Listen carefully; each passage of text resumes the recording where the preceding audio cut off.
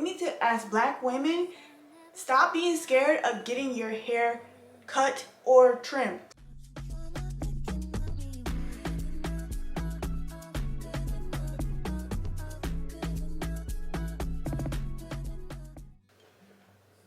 Hey guys, welcome back to my channel. I've been growing my hair for over 10 years, and here are some tips that I guarantee will grow your hair. I overcame what we call a big chop or a big trim. I'm gonna put pictures in so you guys can see where my hair got trimmed, where it started, and then where I end up having to get my hair trimmed to, because I'm just gonna tell this short story right quick just to kind of put this into context for you guys. I was at a period in my life where at one point I trimmed my hair too much, and then I also was at a point where I didn't get my hair trimmed enough. So we're gonna hit that in this video a little bit later, but just know that all of these things that we're about to talk about all kind of encompass how your hair will grow and how you take care of your hair. 3 things that I did to grow my hair back in the span of 10 months.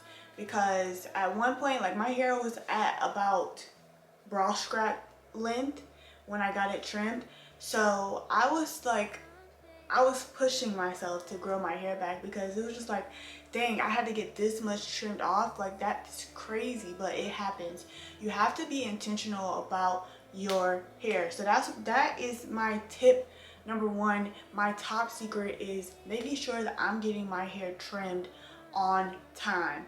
My hairstylist told me that you're supposed to be getting your hair trimmed 6 to 8 weeks. 6 to 8 weeks, not every 4 months, not every 6 months. If you're getting your hair trimmed every 6 months, you're only getting your hair trimmed once a year. At that point, the split ends that you have had have grown up your hair shaft, and they have split your hair, and now you have little faded parts in your hair. If you see that, get rid of it. Stop being scared. We need to, as black women, stop being scared of getting your hair cut or trimmed. Please stop being scared. There's nothing to be scared of. It will grow back. I promise it will grow back as long as you're being consistent and you're doing the things that you need to do. When I say every 6 to 8 weeks, I'm on it, because at one point I let my hair go past 6 to 8 weeks. I think I went into like 3 months, and I had to get a little bit more hair trimmed off because I waited a little bit longer than I should have. So I've literally taken it upon myself to make sure that I'm getting my hair trimmed directly, at least at the 8-week mark. You just go to your calendar on your phone and set it up. So if you're doing it this way, it should be more helpful. Now I have a calendar where we can see it like this in iOS 18. So I just go and count every 6 to 8 weeks, and I schedule myself to have a trim. And I'm not saying you have to go and schedule all your appointments ahead with your stylist, but I went ahead in my phone, almost like a reminder, to set it to get my hair trimmed every 6 to 8 weeks. And y'all might think that's too much trimming, but y'all, that is how I've grown my hair back at least 4 to 5 inches. Because before I got my hair trimmed, my hair was waist length, if not almost tailbone length, before it got trimmed. So I'm telling y'all, trimming your hair when you're supposed to will grow your hair back. This is my number 2 secret, y'all. It's not even a secret, to be honest, because I feel like I post all the time on my social media about what I do to my hair. I make sure I'm always doing is my hair care routine. Now, my hair care routine all depends on how my hair is feeling. If my hair is feeling dry, if my hair needs more moisture, if my hair feels like it's very crunchy or along those lines. But one thing that I always make sure that I'm doing, which this might be an unpopular opinion now, I make sure I deep condition my hair every time I wash it. Now, I might not wash my hair every single week. Like, I might not wash my hair once a week. What I meant was, if I end up washing my hair after 2 weeks, then I will deep condition. But every single time that I wash my hair, whether that be every week or every other week, I am deep conditioning my hair, because apparently, according to my hairstylist and other hairstylists I've been to, my hair color, the certain hair color I have, which I'll put this picture right here so you guys can actually see my natural hair color, because right now it might look like it's black or it's dark or whatever it might be. Okay, my mouth's gonna dry. I actually have a light brown texture of hair, so this particular hair color tends to get more dry than other hair colors. So I have to make sure that I'm moisturizing my hair more often, because my hair can end up very dry, very brittle if I do not. So this is all based on things that apply to my hair. If you find yourself having this issue too, then definitely make sure you're deep conditioning, because deep conditioning hits the inside of the hair. It penetrates the inside of the hair more than a regular conditioner, which sits on the surface of your hair. That is the difference between a deep conditioner and a conditioner. And I've only been using my deep conditioner, so that's the only product that I really replenish every single time. Now, as for the hair care line that I'm using, I decided to change over to Design Essentials last year when I first started going to my new hairstylist. And when I tell y'all, this was a game changer for my hair. This made my hair grow. I feel like it did make my hair grow, but at the same time, the consistency of using the products, I feel like that's what made it grow. On top of making sure that I am also applying the trimming principles that we already talked about. Products made my hair feel so good, so soft, so shiny. It also made sure that my hair was very manageable. With a lot of other products, when I was like using Cantu made me feel like my hair was like just like the product was just sitting on my hair, versus the Design Essentials that made my hair feel like my hair was absorbing every single product. And on top of that, after I finished doing the process with the products that I use, y'all, lastly guys, let's talk protective styling. What are you doing to keep your hair protected? Are you doing high ponytails with slick backs? Are you doing gel with the slick back, high pony?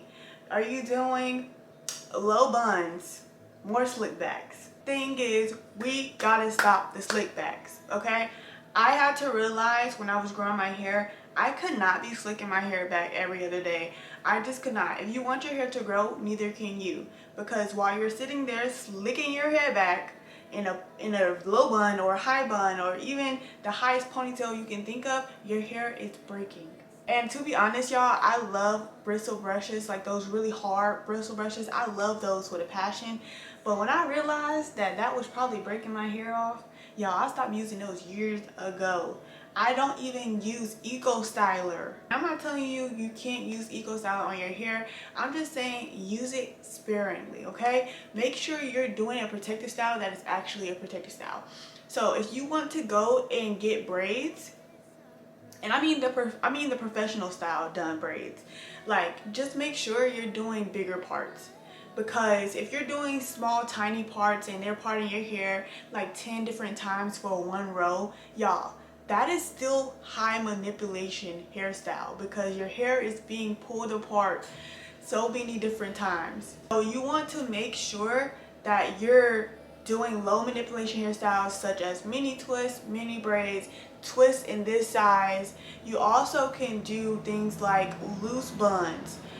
Let's try to put in more loose braids as well. Like if you do 2 braids, make it a loose braid. Also, you can do so many other hairstyles that I've tried. Like this hairstyle is so cute, but just making sure that you're not having to pull and pry on your hair every other day. I literally keep this style in for 1 to 2 weeks depending on how dirty I feel like my scalp is. As for the mini twists and mini braids, I keep those on, in my hair upward of a month. So I do those for every 3 to 4 weeks and then take them out. I don't go longer than a month with any hairstyle. If you're having your hair in a style for more than a month, y'all, please stop. Your hair, you might think your hair is doing well, but it's not. Please understand that you might think that your hair is doing good and it's growing in that protective style that you got it in, but babe, If your scalp is not clean and it has buildup of oil from 2 weeks ago, I promise your hair is not doing well. It's not. Make sure that you're on top of your protective styling and you're choosing styles that are actually going to let your hair grow, that's going to let your hair flourish. And my last thing, y'all, this is probably like a little extra little tip for y'all, but give your hair some rest. Let your hair rest. And y'all might probably like, what you mean let it rest? It's resting in its protective style. No, your hair is not resting, baby. When I say let your hair rest, I mean take it out of, like if I had this protective style, for example, letting my hair rest is me taking this protective style out and letting my hair be loose. I'm not saying that you gotta leave your hair down on your shoulders, but allowing your hair to not be in a protective style for at least a week, that's letting your hair rest. Okay, and there's so many different hair phases and names for these things, but we're not gonna go into all that because I don't feel like that is important. What is important is the intention that you put behind growing your hair and the care and the love and the consistency that you give it that is going to make it grow. So next time y'all think about doing a style that it ain't gonna last, or it's a style that's doing a little too much, rethink it. But let's be sparing with how many type of styles like that we do if you're going to grow your hair seriously in 2025. This was helpful. I know I was a little bit intense. This video was helpful to you and you feel like I could be more helpful to you in your hair journey overall, make sure you're subscribed down below just so you won't miss out on any other videos that I post about my hair care, more video tips, more tip videos, all those type of videos just that are going to be helpful for you and your routine and your hair journey, because I care so much. Hair has been one of my favorite topics for over the last 10 years, and I feel like there's so much for me to teach you guys, so much for me to give you guys from my own experiences. So make sure that you're subscribed, become part of the family, and I'll see you guys in the next video. Leave me some comments down below for any other topics that you guys want to talk about that I might have knowledge on. Just let me know down in the comments and we'll get right to it. I'll see you guys in the very next one.